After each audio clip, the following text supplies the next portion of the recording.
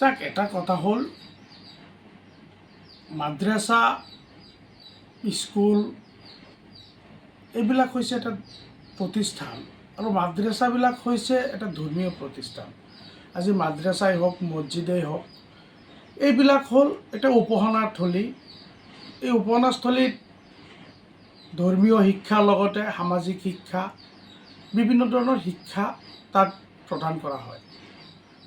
তাৰে অন্যতম হৈছে বানাত মাদ্ৰাছা, যি মাদ্ৰাছাত মহিলাসকলক ধৰ্মীয় শিক্ষাৰ লগতে সামাজিক ও নীতি শিক্ষা প্ৰদান কৰা হয়।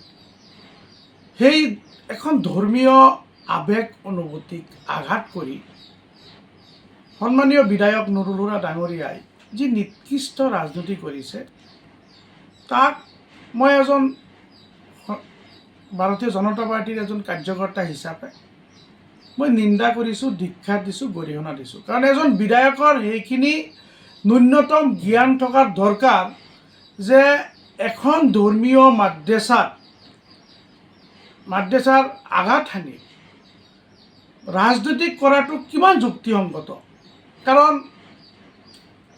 কোনো মছজিদ মাদ্ৰাছাত আজিলৈকে আমাৰ প্ৰফেট হজৰত মুহাম্মদ ছাল্লাল্লাহু আলাইহি সাল্লাম তেখেতৰো জন্মদিন উদযাপন কৰা নহয়।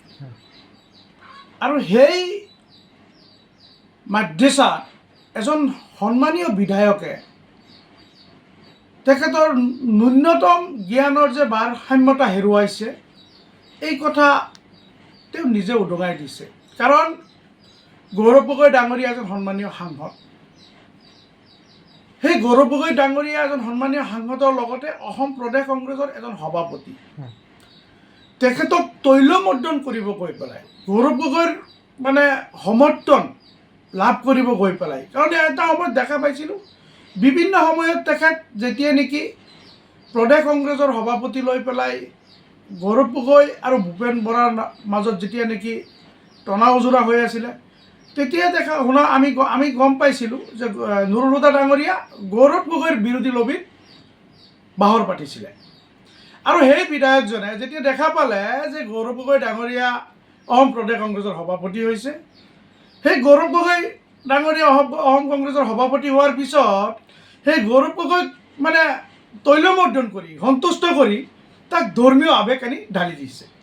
কাৰণ এখন মাদ্ৰাছা পবিত্ৰ অনুষ্ঠান, যি অনুষ্ঠানত ধৰ্মীয় শিক্ষাৰ লগতে সামাজিক নীতি শিক্ষা প্ৰদান কৰা হয়। সেই ধৰ্মীয় নীতি শিক্ষাৰ লগতে সামাজিক শিক্ষাৰ মাজত যি ৰাজনৈতিক ভাৰসাম্যতা আৰু ৰাজনৈতিকভাৱে যি নিকৃষ্ট ৰাজনীতি কৰি এটা সমাজত বিৰূপ প্ৰতিক্ৰিয়াৰ সৃষ্টি কৰিছে মোটেই গ্ৰহণযোগ্য নহয়। কাৰণ এজন বিধায়কে সেইকাৰণে মই কৈছোঁ এজন বিধায়ক হ'লে আজি চাওক আমাৰ ভাৰতীয় জনতা পাৰ্টিৰ যি নিকা স্বচ্ছতা আৰু নিকা আৰু যি ভাৱমূৰ্তি, যি নীতিৰ যি নীতি, সেই নীতি হৈছে উচ্চ শিক্ষিত আৰু এজন সৎ মানুহক ভাৰতীয় জনতা পাৰ্টিয়ে প্ৰাৰ্থিত্ব প্ৰদান কৰে। কংগ্ৰেছৰ যিখিনি বিধায়ক আছে আপুনি চাব, বিশেষকৈ সংখ্যালঘু বিধায়কখিনি ভিতৰত ৰূপে সমষ্টিৰ বিধায়ক নুৰুল হুদা ডাঙৰীয়া অন্যতম। কাৰণ তেখেতৰ কোনো উচ্চ শিক্ষাৰ কোনো অৰ্হতা নাই। তেখেতে এখন ভাল মহাবিদ্যালয়ত উচ্চ শিক্ষা গ্ৰহণ কৰা নাই। তেখেতে কি বুজি পাব সামাজিক দায়বদ্ধতা। কাৰণ তেখেতে এই গোটেই সমগ্ৰ ৰাজনীতি কালটো আৰম্ভণিৰ পৰাই লুণ্ঠন কৰি কৰি কৰি কৰি এটা লুণ্ঠনৰ সাম্ৰাজ্য বনাই তেখেতে এটা সময়ত কি কৰিছে, সংখ্যালঘু মানুহখিনিৰ প্ৰাপ্য অধিকাৰৰ পৰা বঞ্চিত কৰি নিজে ৰজা হৈ সেই অবৈধ টকাৰে নিৰ্বাচন খেলি ৰূপে সমষ্টিৰ পৰা বিধায়ক নিৰ্বাচিত হৈছে। আৰু সেই বিধায়ক নিৰ্বাচিত হৈ কিছু সময়ত তেখেতৰ যুৱ কংগ্ৰেছ NSYৰ সতীৰ্থসকলে, নুৰুল হুদাৰ সতীৰ্থসকলে, কৰ্মীসকলে অসমীয়া স্বাভিমান গামোচাক কেতিয়াবা জ্বলাইছে, ক'ৰবাত উচ্ছেদ হৈছে বা কাৰোবাৰ ঘৰত জুই লাগিছে তাত গৈ পেলাই কোৰাণক লৈ পেলাই ৰাজনীতি কৰিছে।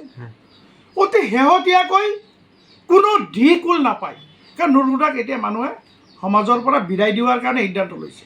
সেই সময়ত নুৰুল হুদা গৈ পেলাই যিখিনি মহিলাক সম্পূৰ্ণ এটা পৰ্দাৰ আড়ালত তেখেতক ধৰ্মীয় শিক্ষাৰ লগতে নীতি শিক্ষা প্ৰদান কৰা হয়।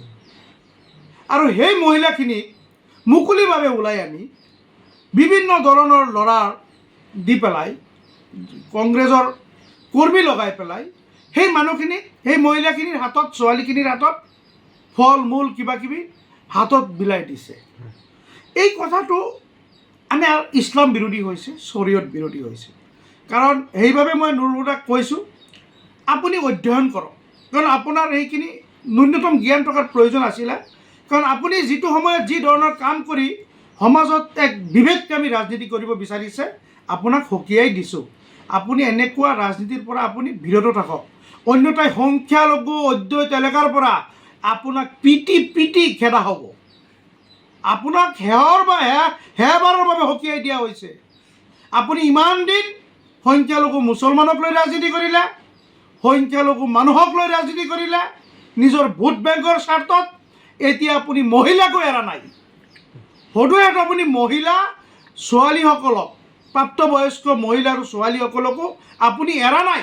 আপোনাৰ এই নিকৃষ্ট ৰাজনীতিৰ পৰা যদি আপুনি অতি শীঘ্ৰে আপুনি ৰাইজৰ ওচৰত আঁঠুকাঢ়ি ক্ষমা খোজক আৰু এনেকুৱা ধৰণৰ মহিলাসকলক লৈ পেলাই। কাৰণ আপোনালোকে জানে আমাৰ ভাৰতীয় জনতা পাৰ্টীৰ নীতি আৰু আদৰ্শ হৈছে মহিলাসকলক সবলীকৰণ কৰাৰ লগতে মহিলাসকলৰ নিৰাপত্তা সুনিশ্চিত কৰা। আজি নুৰুল হুদা ডাঙৰীয়াই যিটো সময়ত মহিলাসকলক যি ধৰণৰ সন্মানত আঘাত সানি যি ধৰণৰ কাম কৰিছে, সেই কামৰ বাবে মই নুৰুল হুদাক হেবাৰৰ বাবে সকীয়াই দিছোঁ। এনেকুৱা নিকৃষ্ট ৰাজনীতিক পৰা নুৰুল হুদা বিৰত থাকিব লাগে। অন্যথাই নুৰুল হুদাক অনাগত দিনত এনেকুৱা ৰাজনীতিৰ পৰা যদি বিৰত নাথাকে, নুৰুল হুদাক ৰাজহুৱাভাৱে নুৰুল হুদাক পিটি পিটি সংখ্যালঘু অধ্যুষিত এলেকাৰ পৰা নুৰুল হুদাক খেদা হ'ব নিশ্চিত। কাৰণ ইতিমধ্যে সংখ্যালঘু ৰাইজে সিদ্ধান্ত লৈছে। আজি এই ধৰ্মীয় অনুষ্ঠানত এনেকুৱা কাম কৰাৰ কাৰণে আজি যি আলিম সমাজ লগতে বিভিন্ন সচেতন মহল, সামাজিক দায়বদ্ধতা থকা ব্যক্তিসকলৰ হৃদয় চুই গৈছে। এনেকুৱা কাম কৰা, নিকৃষ্ট মানসিকতাৰ কাম কৰা অসমৰ ভিতৰত 126 জন সন্মানীয় বিধায়কৰ ভিতৰত এই নুৰুল হুদাই হৈছে তাৰ অন্যতম এজন বিধায়ক, যিজনৰ কোনো ন্যূনতম জ্ঞান নাই। মেট্ৰিকটো যেন তেন পাছ কৰিছে চাগে, তাৰ উচ্চ শিক্ষাৰ কোনো অৰ্হতা নাই। সি মহিলাসকলৰ যি সততা, মহিলাসকলৰ যি সন্মান, সেই কথা সি কেনেকৈ বুজি পাব?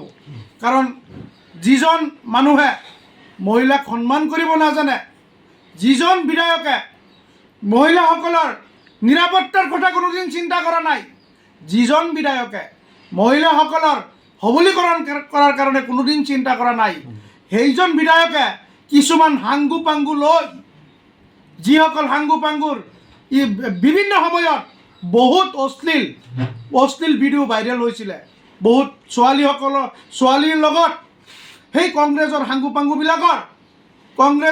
পাংগুবিলাকৰ কিন্তু বহুত অশ্লীল ভিডিঅ' ছোৱালীৰ সৈতে, মহিলাৰ সৈতে, মই নাম ইয়াত সন্নিৱিষ্ট কৰিব বিচৰা নাই। তেখেত যুৱ কংগ্ৰেছেই হওক বা NSYৰ হওক, সক্ৰিয় কৰ্মী, তেখেত পদবীত আছে।